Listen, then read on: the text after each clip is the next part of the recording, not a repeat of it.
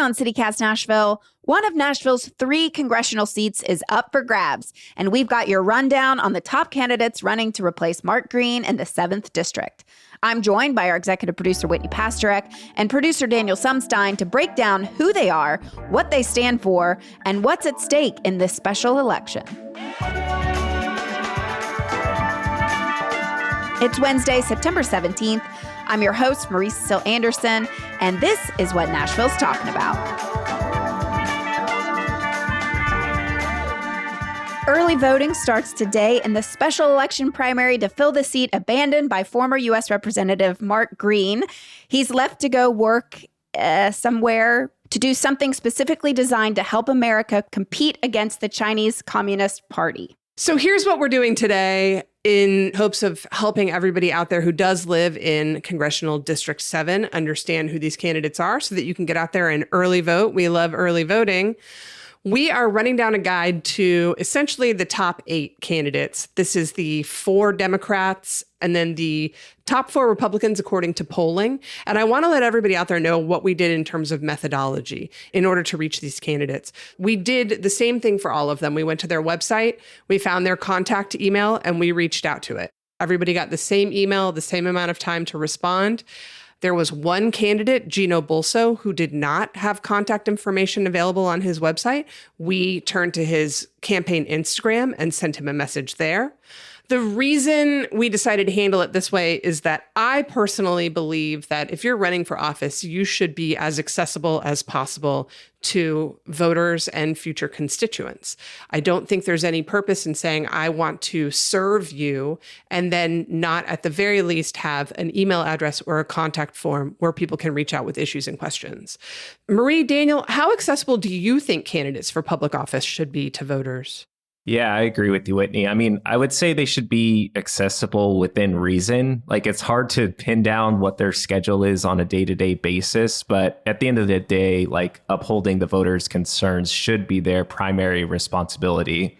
I will say I'm a little worried that the rise in political violence will make public officials less accessible and less open to healthy public debate. Yes, that is actually a very big concern of mine as well. But I want to just be optimistic and say, in a perfect world, I do believe these leaders should be accessible and get to know their constituents and communities and what are their biggest concerns and what should they be voting for and who they should be voting for. How do y'all find out about candidates when there's an election on the horizon? Do you go to town hall forums or debates? Do you mostly use social media? I use social media quite a lot, but I was very, very grateful to our Hey Nashville newsletter editor, Margaret Kingsbury. She gave a quick rundown yesterday. It gave us all the facts about the leading candidates in the race. You can check it out now at nashville.citycast.fm. I'll typically first read or hear about candidates through social media as well, and then from there kind of do my own research. We won't keep you in suspense any longer. Only 3 of the 8 candidates we contacted responded to us. It was 3 of the 4 Democrats. While I'm disappointed, I'm not particularly shocked. So we're going to start with these 3 Democratic candidates who did respond to us with a little bit of audio from our interview with each, and then we'll dig into the rest of the field after the ad break. So first up, Afton Bain. She's currently the state representative for District 51 here in Nashville. That's the district Daniel just moved into. And I have to recuse myself from this discussion because she and I are friends in real life. Well, since Afton has been in the legislature, she's fought to eliminate the grocery tax. You might also remember her Pot for Potholes campaign this year. She's a former social worker, and before she ran for office in the special election to fill former state rep Bill Beck's seat, she worked as a community organizer. The Nashville Banner did ask all the candidates in this race to fill out a questionnaire about their stance on a variety of issues. Afton did not fill out the Banner questionnaire, but based on her social media and organizing history, it's pretty safe to assume that she falls to the left on the majority of topics. Well, let's listen to a little snippet of our conversation. Why are you running? One, I don't feel like our elected leaders are doing enough in the aftermath of the ICE operation in May. And so I wanted to leverage this congressional race to show that fearless leadership is needed right now. Second, a lot of people are struggling. I have spent the last few months taking calls of voters in my district, constituents, families, friends that are being thrown off their benefits, SSDI, 10 Care, because of the lack of federal funding, because of what's happening at the federal level. And so, I also, as a millennial, can't afford to live. I'm not able to afford to have children. I can't afford to buy a house. And so I'm running because living is unaffordable and our communities feel like they're under attack. And so I wanted to leverage this congressional race to push back and to organize and to build a better world. Do you live in District 7? So I do not, but I will say that, as you all know, our congressional districts are incredibly gerrymandered. I actually live walking distance from the line, and I have about 12,000 constituents that live in Congressional District 7 and also vote in my House district. And finally, I have a very long organizing history in the 7th District. When I was the Indivisible organizer, I actually helped start Indivisible TN7, which was the indivisible group across the congressional district, and helped local leaders in Montgomery County with their Clarksville Indivisible. So I have deep roots in the congressional district. It's just unfortunate that it was carved up to dilute Black and brown power in Nashville and into Tennessee. And so my pitch is that I am an organizer, which means in my professional career, I work to not only build power, but to restore agency in communities and people to take back their power. And I can also identify the different levers of power to pull in order to get stuff done.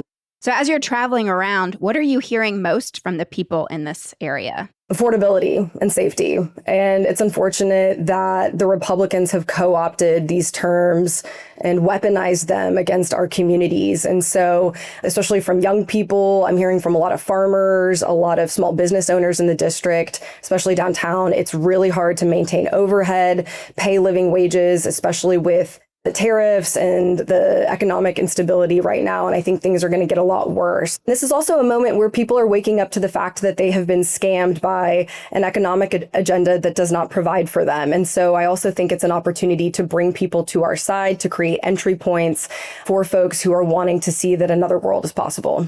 Do you think people are looking for bipartisanship right now? I think it depends on who you ask. I think for our communities that are under siege and feel really scared, that term means sacrificing their safety, right? And that's something that I will never do. I will never sacrifice my values, and I will never sacrifice the safety of another community to elevate another.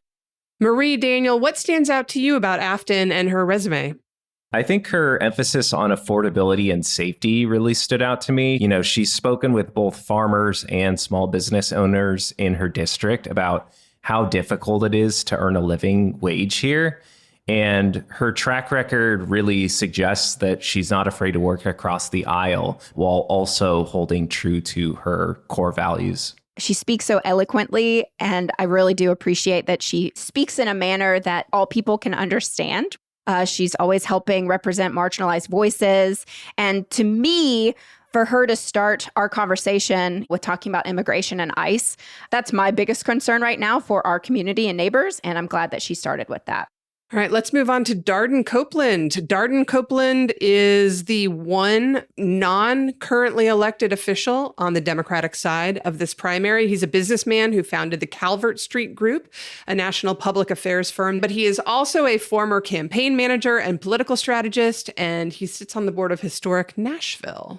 Yeah, and Darden did fill out the banner questionnaire. He can't support Trump's big budget bill in its current form and wants funding returned to Medicaid and SNAP. He also supports immigration reform, but does not support the current federal policy of sending the National Guard to handle deportation activities. He's also pro-choice, pro-medical marijuana, but not full legalization. Let's listen to a snippet of our conversation. Why are you running?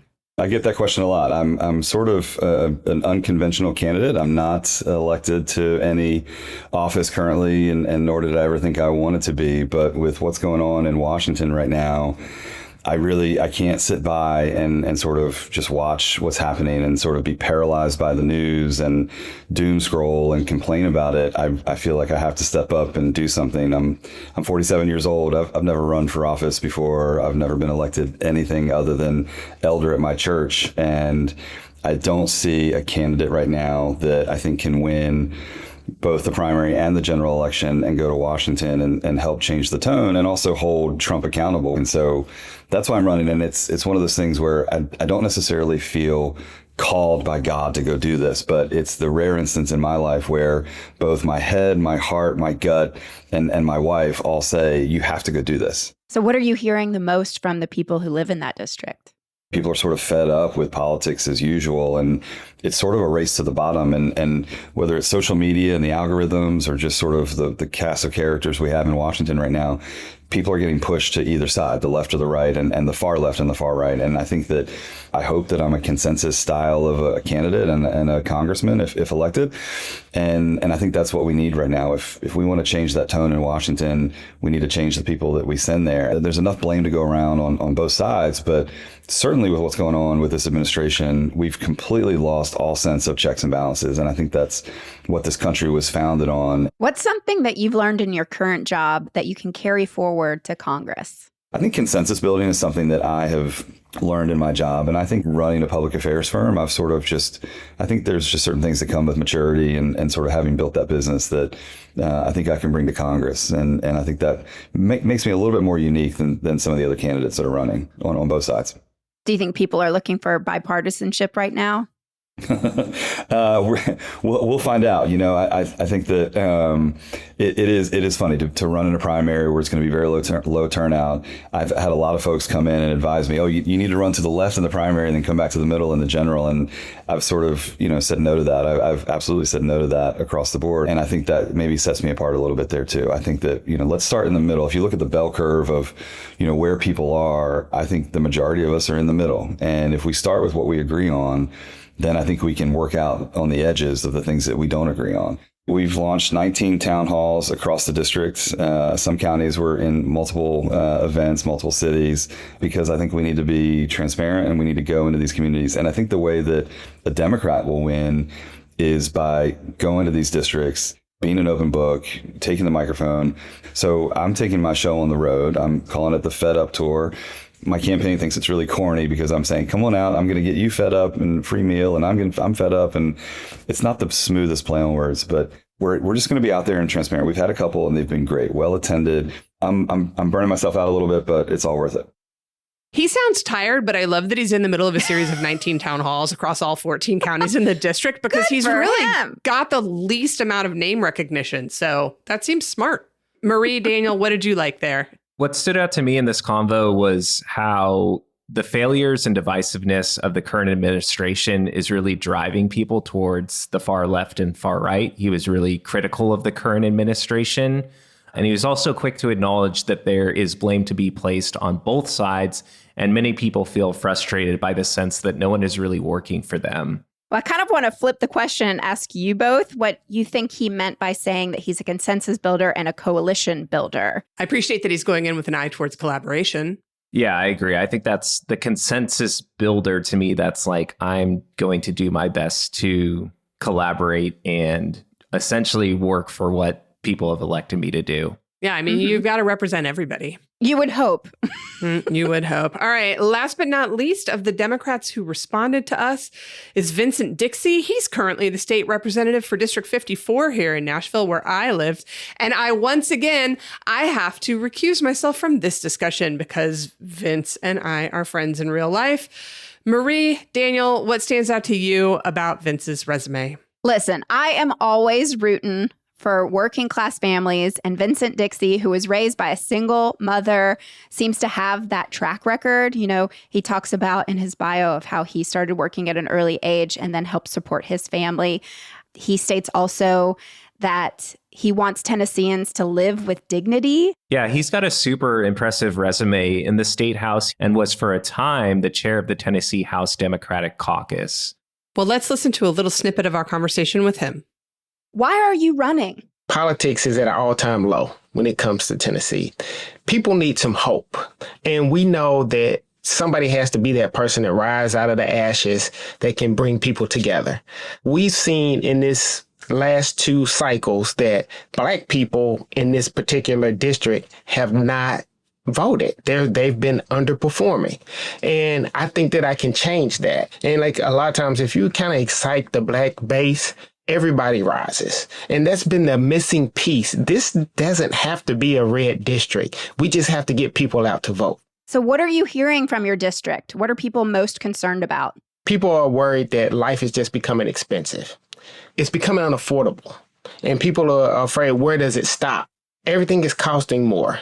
Our food, housing, healthcare, and everything in between, gas, everything is more expensive.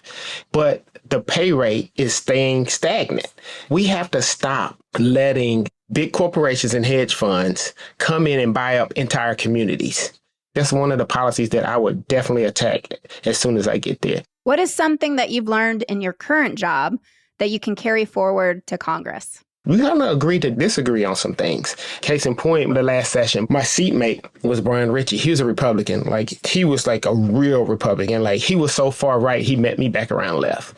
But I think they set us next to each other for punishment. But we got a friendship, and we started talking to each other, and we would talk about bills. Sometimes he would change my mind, I would change his mind, and sometimes we would agree to disagree. But even if in those times I understood why he voted away sometimes, and he understood why I voted away.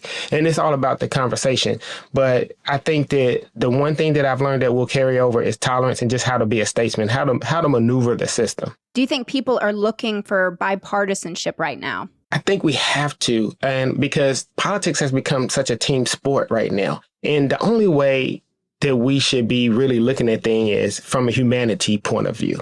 People have lost their humanity once they get into these positions. They forget who they are representing. I think that at the end of the day, what we should be focusing on is making sure people got enough food to eat, a roof over their head, if they get sick to go see a doctor, and enough money to pay their bills. That's it. Once we take care of everyone's basic needs, then we can worry about everything else. How do you plan on working with the Trump administration to achieve that goal? We have to get to a point where people are hurting so bad, because that's what this administration is doing. It is basically turning us into a classes system. We're like transitioning from race to now it's classes. How do we get people to realize that, we're all in this together, and if we just take care of each other, we'll all rise? I really appreciate that he's running to give underrepresented communities a voice. He did fill out the banner questionnaire. He does not support Trump's big budget bill or cuts to Medicaid and SNAP. He supports immigration reform and calls the Trump administration's current immigration operations intimidation and cruel. He's pro-choice and pro-legalization of marijuana. All right. After the break, we'll come back with the remaining Democrat and the 4 leading Republicans. Stick with us.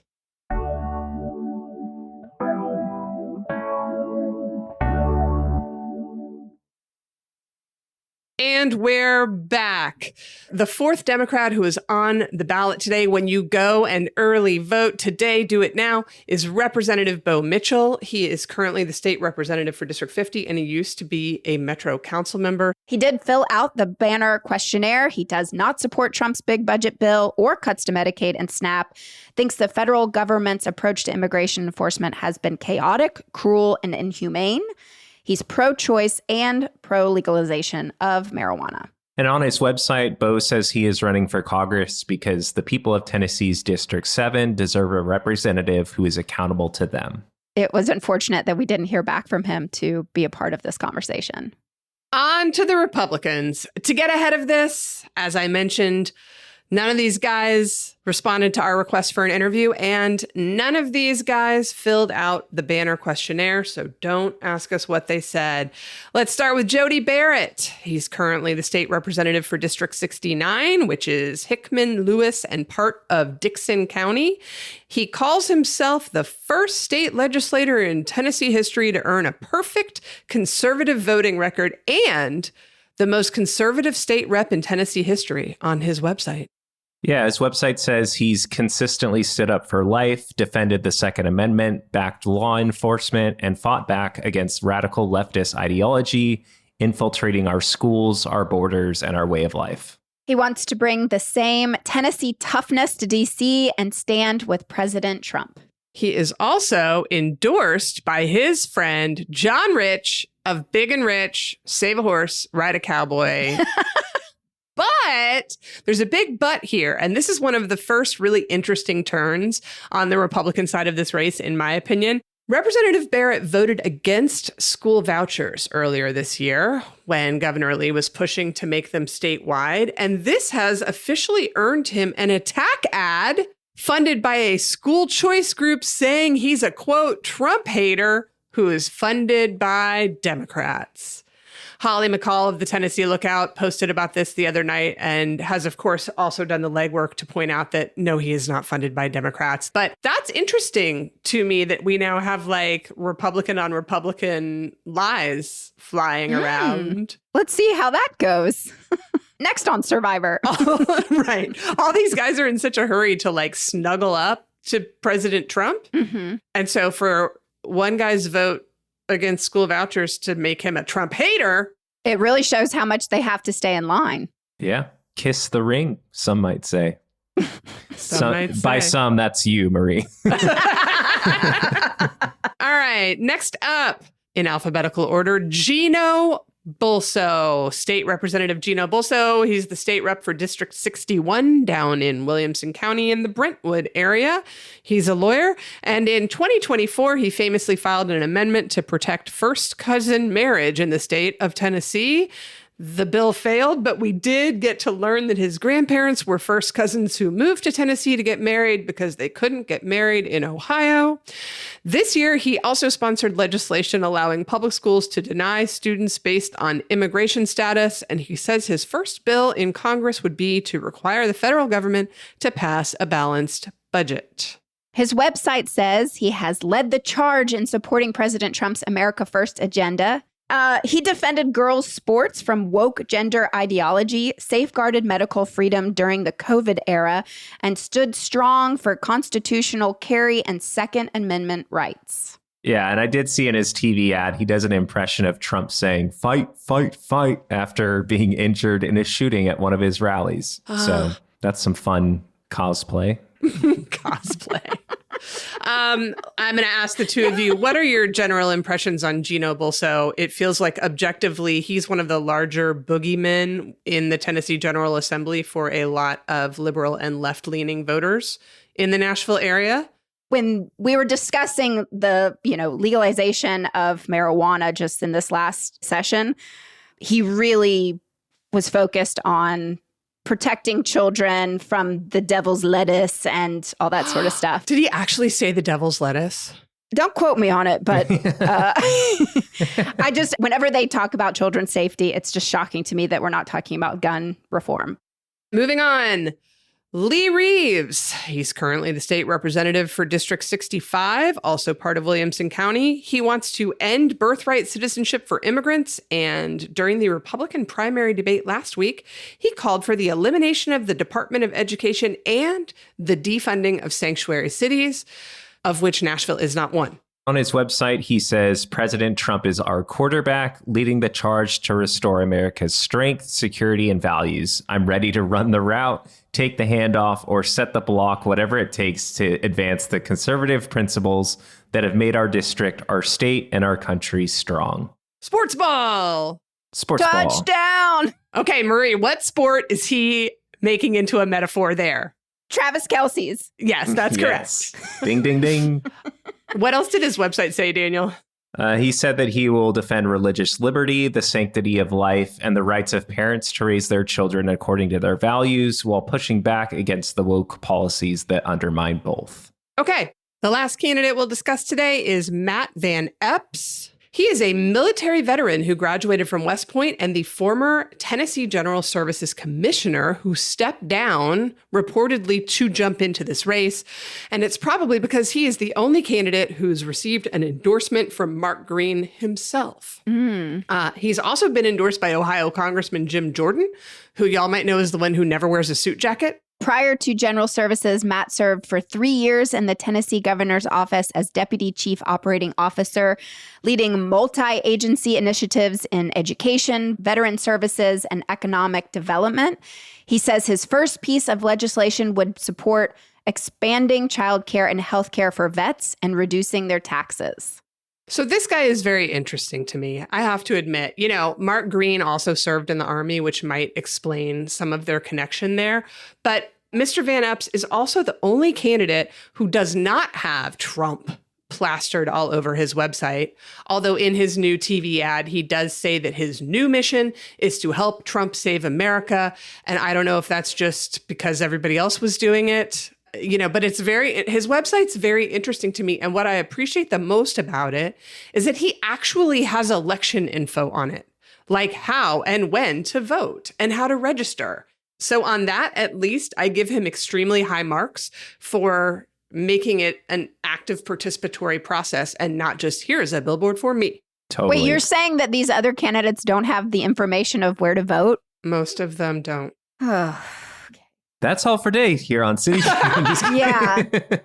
That wraps it up. Those are the 8. And I hope you really enjoyed learning more about them. Yeah, and there's also independents running. Most of them have filled out the banner questionnaire. So if you're interested, go check that out. Sorry, we didn't have time to include all of them in this conversation. Early voting starts today. The primary election is October 7th. The general election will come around December 2nd, and we will definitely remind you about that ahead of time. And if you are not currently registered to vote and you do live in the Tennessee 7th Congressional District, your deadline to register to vote so that you can participate in the general election is November 3rd. And you can get all the information about that plus a whole lot more at govotetn.com. You can find out more about early voting, like the hours and locations, by visiting the Davidson County Election Commission through nashville.gov. Marie, Daniel, do you feel as though this race has taken off in the city the way that a, quote, regular election would have? Not at all, Whitney. And it kind of breaks my heart. I was at a dinner party last Friday and I brought it up talking about Mark Green and how important this election is. And my friends looked at me like deer in the headlights. They were not aware of this. So I think even if you don't live in the district, all eyes should be following this because, again, this is one of the 3 people who represent us at the federal level. Yep. This is 1/3 of the people who go to Congress to ask for money to do things here. So if you live in the district, please go vote. You can do it today. If you don't, please share this episode with your friends and family and loved ones who do. And yeah, spread the word, y'all. Let's stand up and use our voice. That's the fun part about democracy. Get out and vote. Thanks, everyone.